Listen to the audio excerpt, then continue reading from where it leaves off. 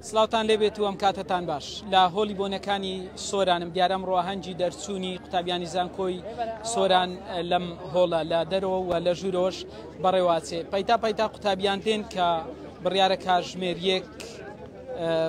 کاژمێریەک ئەم ئاهەنگە بەڕێوە بچێت. ئێستا قوتابیانی زانکۆی سۆران بەشە جیاوازەکانی دێن بۆ ئێرە بۆ ئەوەی کە بەشداری لە ئاهەنگی دەرچوون بکەن. چاوەڕوان دەکرێت کە سەرۆکی زانکۆی سۆرانیش وتاری هەبێت و قوتابیەکان فاکەڵتیەکان جیاواز لێرە دێن بۆ ئەوەی کە ئەمڕۆ بەشداری بکەن لە هەنگی دەرچوونیان. ڕاستەخۆ هەم بۆ چوونی مامۆستایان هەمیش قوتابیان وەرەگرم. مامۆستا جەوار عەلی لێرە. مامۆستا سڵاوت لێبێت. زۆر سپاس. ئەمڕۆ هەنگی دەرچوونی قوتابیانە هەست چۆنە کە چەند ساڵێکە لە زانکۆی سۆران خزمەت دەکەیت؟ وڵا هەستێکی خۆش ڕێدی پیرۆزبایی لە سەرجەم قوتابیانی دەرچووەکەم بەو هیوایم کەوا بتوانن لە ئایندەدا ڕێڕەوی ژیانی خۆیان دۆزنەوە هەڵی کاریان دەست بکەوێت و موفق بن ئینشاءالله. زۆر سپاس. سەر چاوان بەخێر بێن. لێرە وەگوتم لێرە قوتابیان پەیتا دێن بۆ ئەوەی کە وێنەی یادگاری لە 11مین خولی دەرچوانی زانکۆی سۆران کە ئەمڕۆ لێرە بەڕێوە دەچێت. قوتابیان لێرە وێنەی یادگاری لەو شوێنە دەگرن کە زانکۆی سۆران ئەمڕۆ ئاهەنگی دەرچوونی قوتابیان بەڕێوە. زانکۆی سۆران پێک دێت لە 5 فاکەڵتی لەوانە فاکەڵتیەکانی زانست، ئاداب، پەروەردە، یاسا و زانستە سیاسەکان، دازیاری، کۆی بەشەکانی 30 بەشی جیاواز. ئەمە ئەو بەشانە بوو ئەو فاکەڵتیانە بوو کە ئەمڕۆ لێرە لە زانکۆی سۆران بەشێکیان ئاهەنگی دەرچوونیان بۆ ڕێک دەخرێت. قوتابیان وەگوتم لە دەرگای دەرەوەی هۆڵی بۆنەکانی سۆران دێن بۆ ئەوەی لە دەرەوە وێنە یادگاری هەیە. اینجا دواتر لە ژوورەوە لەوێش مەراسیمی تایبەت بەڕێوە دەچێت.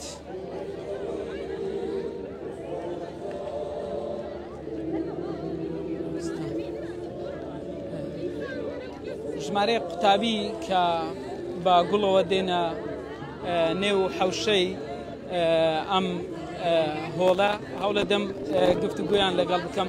خاتون سلااو لێبێ. چۆن ئەمڕۆ هەنگی دەرچوون تا هەستان چۆنە؟ هەستێکی زۆر خۆشە. لە چ بەشێک؟ بەشی کوردی. چۆن بۆ ئەم 4 ساڵێک کە خوێندت؟ 4 ساڵێکی زۆر خۆشیم بەڕێ کرد. ئەوەی کە زۆر خۆش بوو ناسینی هاوڕێ زۆر باش بوو. بەڵێ زۆر مەمنوو. زۆر سپاس. زۆر سپاس. ئەمە پەیامی یەکێکی تر بوو لەو قوتابیانە کە لێرە لە هۆڵی بۆنەکان ئەمڕۆ ئاهەنگی دەرچوونیان بۆ دەکرێت. هاوکاری کامێڕەمانم دیمەنی زیاترتان بۆ ئەگوازێتەوە. ئەو قوتابیانەی ئەم ساڵ ئاهەنگی دەرچوون بەشداری دەکەن پێک دێن لە 1306 قوتابی لە بەیانیان و ئێواران و پارالێل کە ئەمانە لە زانکۆی سۆران درێژیان بە خوێندن داوە. لە دەرەوە وێنە یادگاری هەیە. اینجا لە ژوورۆش بە هەمان شێوە ئەو قوتابیانە کە سوکاری خۆشیان لەگەڵە ئەمڕۆ لە زانکۆی سۆران کە ئاهەنگی دەرچوونیان بۆ دەکرێت چەند ساڵێکە لەم زانکۆی درێژە بە خوێندن دەدەن. زانکۆی سۆران لە ساڵی 2009 وەکو کۆلیژێک یاخۆ وەکو فاکەڵتیەک دامەزرا، بەڵام تا ئێستا لە 2009 تا ئێستا زیاتر لە 12684 قوتابی لە بەیانیان و ئێواران و پارالێل ئاهەنگی دەرچوونیان یاخود تەخەڕوجیان کردووە. ئاهەنگی دەرچوونیان بۆ کراوە. بەشێکی زۆر لەو قوتابیانە بوونەتە خاوەن کاری سەربەخۆێستا و قوتابیانەی لێرەن کە بەشە جیاوازەکانن. وەگوتم لێرە وێنە یادگاری دەگرن، دواتریش لە ژوورەوە مەراسیمیان بۆ ساز دەکرێت. زانکۆی سۆران بە گشتی زۆرە لەوانە سنتەری پەرەپێدانی کار، گۆڕانی کەش و هەوا تازترین سنتەر کە کراوەتەوە سنتەری توێژ. ئەمە یەکێک لە سنتەرە هەرە گرنگەکانە لە زانکۆی سۆران کە ئەمڕۆ کراوەتەوە لێرە. هەوڵە دەم پەیامی مامۆستایان وەگوتم و قوتابیانی زانکۆی سۆرانش بگوازمەوە. سلااوتان لێبێت. چۆنن؟ هەستان چۆنە ئەمڕۆ کە ئاهەنگی دەرچوونتان بۆ کراوە؟ واللهی ئەو دەرچوونەوان ینی تۆزەک داخرا هەرچەندە بەس وڵا ئێستاش خۆشمانەیە الحەمدولله. چۆن بوو ئەم 4 ساڵی زانکۆ؟ ئەم پێم خۆش بوو زیاد هەموو تەڵەبەکانی دیکەم پێم خۆش بوو الحەمدولله. بۆچی خۆش؟ نا ئەم حەزم لە خوێندنیا ئەوەی بکەم ئەرەوە. بەرنامە چییە بۆ داهاتوو دەتەوێت چی بکەیت دوای ئەوەی کە بڕوانەمە بە کالۆریۆس ڕێگرت بە تەمای درێژە بە خوێندن دێ و بەخوای قسمەتە ئیشەڵا ئەگەر کرا ئیشەڵا درێژە پێ ئەدەین و بەردەوام. پەیامی تۆ چییە لەم ڕۆژە؟ سەرەتا سپاس بۆ خدای گەورەوە، سپاس بۆ دایک و باوکم کە توانیم یعنی 16 ساڵی خوێندنم بەسەر کەوتوی تێپەڕێنم. سپاس ئەو کەسانەکەم کە یارمەتیان داوین، بۆ سپاس هەموو مامۆستاکانمان دەکەین کەوا توانێت تا قۆناغەرەگەمان بین بەش فاکەڵتی ئاداب کوردی بووین. زۆر سپاسی وەش دەکەین بە خێراتندان دەکەین بۆ ئێران. دەست خۆش بماندن سەرکەوتوو بن فاکەڵتی کوردی بوو کە لە زانکۆی سۆران درێژیان بە خوێندن داوە. کاکارام سلااوتان لەبێت.